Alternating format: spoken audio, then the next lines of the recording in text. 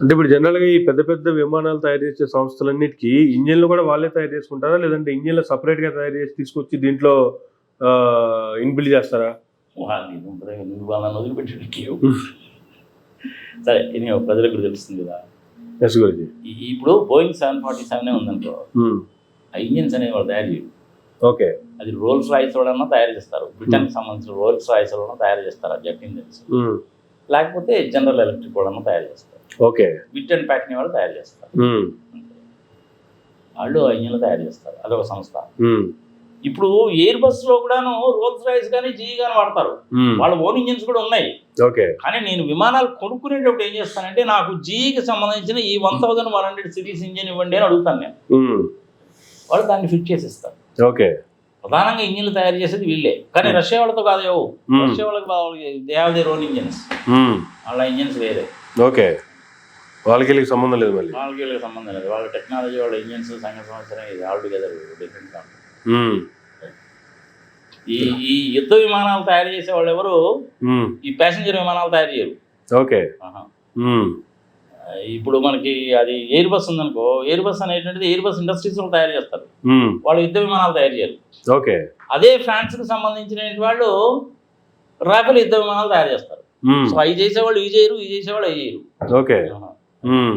అయితే ఇప్పుడు ఇంత జరిగిన తర్వాత సుబ్రహ్మణ్య స్వామి గారు, బీజేపీ సీనియర్ నేత సుబ్రహ్మణ్య స్వామి గారు ఒక సంచలన పోస్ట్ అయితే ఆయన ఒకటి పోస్ట్ చేయడం జరిగింది ప్రమాదానికి సంబంధించి. గతంలో 1950లో రైలు పట్టాలు తప్పినప్పుడు నైతిక బాధ్యత వహించి లాల్ బహదూర్ శాస్త్రి గారు తన పదవికి రాజీనామా చేశారు.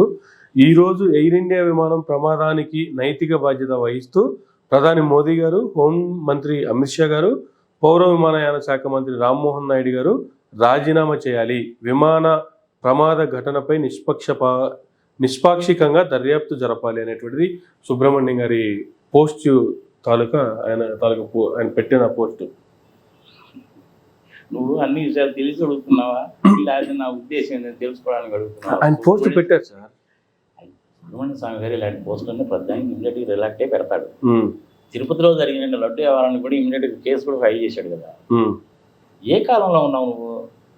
లాల్ శాస్త్రి గారు ప్రైమ్ మినిస్టర్గా ఉన్నప్పుడు 1965-66 సంవత్సరంలో మనం ఏడున్నాం. 35 + 25 అంటే అంత 60 ఏళ్ళు అయింది. 60 ఏళ్ల తర్వాత రాజకీయం ఎట్టుందనుకుంటున్నావు? ఎంపీ అంటే 100 కోట్లు, ఎమ్మెల్యే అంటే 25 కోట్లు. ఆ రోజుల్లో అది ఉంది అదేదిగా. ఇటు పక్క నుంచి అటు పక్కకి గంగా నదిలో ఈత కొట్టుకుంటూ వెళ్ళి చదువుకున్న ఆయన. ఈయన మోడీ గారేమో షాయివాలా. ఎల్కే అద్వానీ గారు రథయాత్ర చేస్తున్నప్పుడు కింద నుంచి ఛాయ్ ఇచ్చినటువంటి వాడు. అలాంటి ఎల్కే అద్వానీ గారికే వెన్నుపోటు పొడి చేశాడు. అవునా? మరి అట్లాంటి వ్యక్తులుకి సుబ్రహ్మణ్య స్వామి అన్నాడు అనేసి అంటే అందులో తప్పే ఉంది బాబు. ఏ రోజుల్లో ఉన్నావు నువ్వు? ఎందుకు రిజైన్ చేస్తారు వాళ్ళు? ఓకే. రిజైన్ చేయరు. పోనీ మన తెలుగువాడు యావియేషన్ మినిస్టర్గా ఉన్నాడు, పోనీ అర్థం చేస్తాడా? అసలు వాళ్ళు చేయనప్పుడు నేనెందుకు చేయాలనే మాట కూడా మాట్లాడు. ఇలాంటి ఆశలన్నీ పెట్టుకోబాకు నువ్వు. ఇలాంటివన్నీ చాలా జరుగుతుంటాయి. ఒకసారి రైల్వే యాక్సిడెంట్ జరిగింది చూసావా? చాలా మంది చనిపోయారుగా. చేశారా? మరి చేయలేదు. రైల్వే మినిస్టర్ ఏమైనా చేశాడా? చేయలేదు కదా. అవునా? పెట్రోల్ మీద, డీజిల్ మీద పెద్ద బాదుతున్నారు మోడీ గారు. మరి ఎవరైనా అంటున్నారా? ఫైనాన్స్ మినిస్టర్ నిర్మలా సీతారామన్ గారే కదా. ఏమైనా చెప్పాలిగా, ఇది మరీ అన్యాయం అండి. ఏమైనా మాట్లాడుతుందా? మాట్లాడలేదుగా. కానీ అలాంటివన్నీ కూడా నువ్వు ఆశలు పెట్టుకోకు. ఇంతకంటే నేను చెప్తే బాగుండదు. నువ్వు గట్టిగా కనుక మాట్లాడేటువంటి దేశ ద్రోహి, టుడే గ్యాంగు, మూటే గ్యాంగు, అర్బన్ నక్సలైట్ అంటున్నాను.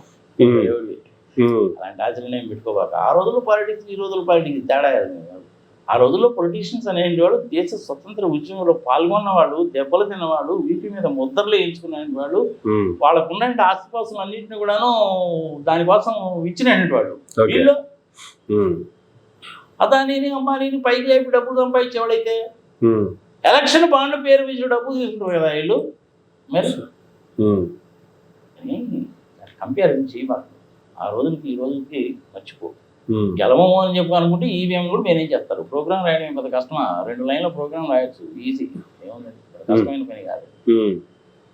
కానీ దాని వాడిని పెద్ద ఎక్కువ ఆలోచించబాకు. నువ్వు ఆ రోజుల్లో ఈ రోజుల్లో కంపేర్ చేయబాకు.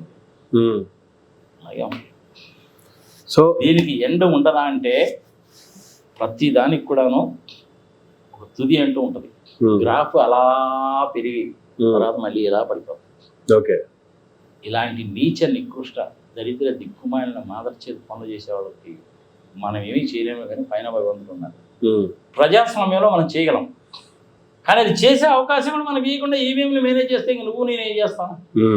వాళ్ళు మన మీద కేసులు పెడితే, ఒక కేసు హైదరాబాద్లో, ఒక కేసు నిజామాబాద్లో, ఒక కేసు తిరుపతిలో పెడితే మన పని పెట్టుకొని ఈ కేసుల కోసం మనం ఆడి తిప్పుకుంటాం. ఇది కుదిరిపోయినా, కానీ ప్రజల్లో చైతన్యం అనేటువంటిది ఏదో ఒక రోజు వచ్చి తీరుతుంది. 1857వ సంవత్సరంలో మొదలైనటువంటి సిపాయిల తిరుగుబాటు దేశానికి స్వతంత్రం రావడానికి 90 సంవత్సరాలు పెట్టింది. మోడీ గారు, అమిత్ షా గారు రిజైన్ చేస్తారంటే భలే జోగు చేస్తావా నువ్వు. అలాంటి ఆశలన్నీ ఏం పెట్టుకోకు, అలాంటివన్నీ ఏమీ చేయరు. రైట్. ఇంకా ఫైనల్గా ఒక విషయానికి సంబంధించి చూసుకుంటే, ఇంతమంది ప్యాసింజర్స్ ఉన్నారు, దాంట్లో ఇండియన్స్ దాదాపుగా 169 మంది వరకు ఉన్నారని చెప్పారు. ఆ 169 మందిలో గుజరాత్కి సంబంధించినటువంటి మాజీ సీఎం కూడా ఉన్నారు. అయితే ఏందంటావు, మాజీ సీఎం ఉంటే ఏందంటావు? ఆయనకి ఏమైనా ముందు తెలుసా ఈ ఫ్లైట్ కూలిపోద్దండి? అలాంటివన్నీ చాలా రాజశేఖర రెడ్డి గారు హెలికాప్టర్ క్లాష్ పోలేదా, వాతావరణం సరిగలేక రాంగ్ డెసిషన్ మూలంగా జరిగింది. మన బాలయ్య గారు పోలా, చెట్టు పుత్తుకొని హెలికాప్టర్ కూలిపోయాను పోలా. అస్సాంకు సంబంధించిన ముఖ్యమంత్రి కూడా ఒక ఆయన పోయాడుగా. బిర్లా వాళ్ళకి సంబంధించిన ఆయన కూడా ఒక ఆయన ఎయిర్ క్రాష్ లోనే పోయాడు. కేకే బిర్లానో ఏదో ఉండాలి ఆయన పేరు, పేరు నాకు కరెక్ట్గా గుర్తులేదు. ఆయన కూడా ఇట్లాంటి క్రాష్ లోనే పోయాడు. ఇలాంటి వాళ్ళందరూ ఎంతమంది పోయినా కానీ ఓకేనమ్మా. రాజశేఖర రెడ్డి లాంటి వాళ్ళు పోయినా, హోమీ బాబా లాంటి వాళ్ళు కనుక పోతే దేశానికి చాలా నష్టం. అలాంటి వాడు పోకూడదు. కానీ హోమీ బాబాని పర్పస్ఫుల్ గానే చంపేశారు ఆయన. క్రాష్ చేసి మరీ చంపేశారు. అన్యాయం కదా. ఇంకా అన్యాయం ఏముంది, అది ఎప్పుడో జరిగిపోయిన వ్యవహారం కదా. ఇట్లాంటివన్నీ అమెరికా వాళ్ళు ఇట్లాంటి పనికి మాలిన పనులు చాలా చేస్తూ ఉంటారు. కానీ 30-35 లక్షల మంది మన ఇండియా వాళ్ళు అమెరికాలో చాలా మంది ఉన్నారు కాబట్టి మనం కూడా ఏం గట్టిగా మాట్లాడలేకపోతున్నాం. కానీ మోడీ గారు కొంచెం F-35 విషయంలో గట్టిగానే ఉన్నాడు. S-400 సిస్టమ్స్ కొనుక్కోవడంలో రష్యా వాళ్ళ దగ్గర నుంచి గట్టిగానే ఉన్నాడు. మంచిదే, అలా ఉంచలేదు. సో ఫైనల్ గా వీళ్ళందరికీ కాంపెన్సేషన్ ఎలా ఉంటుంది, ఏం చెప్తారు సార్? కోట్లలో ఉంటుంది. ఎనీహో ఇన్సూరెన్స్ పాలసీలు ఎనీహో ఉంటాయి వీళ్ళకి, కోట్లలోనే ఉంటాయి కాంపెన్సేషన్. కూడా కాదు, కోట్ల క్రోర్స్లోనే ఉంటాయి. ప్రపంచంలో సేఫెస్ట్ ట్రాన్స్పోర్టేషన్ ఏది అంటే రైల్వేస్ అండి. ఆర్టీసీ బస్సులు, ప్రైవేట్ బస్సులు కాస్తున్నా. విమాన ప్రయాణం అంటే విమానం ఎక్కాము, గాలిలో పోతున్నాం, ఆహా ఓహో అని చెప్పి సంకలు కొట్టుకుంటున్నాము. కానీ టేకాఫ్ చేసేటప్పుడు ఇట్టిట్ అంటది, ల్యాండ్ అయ్యేటప్పుడు ఇట్టిట్ అంటది, మధ్యలో కూడా ఏం జరుగుతుందో తెలియదు.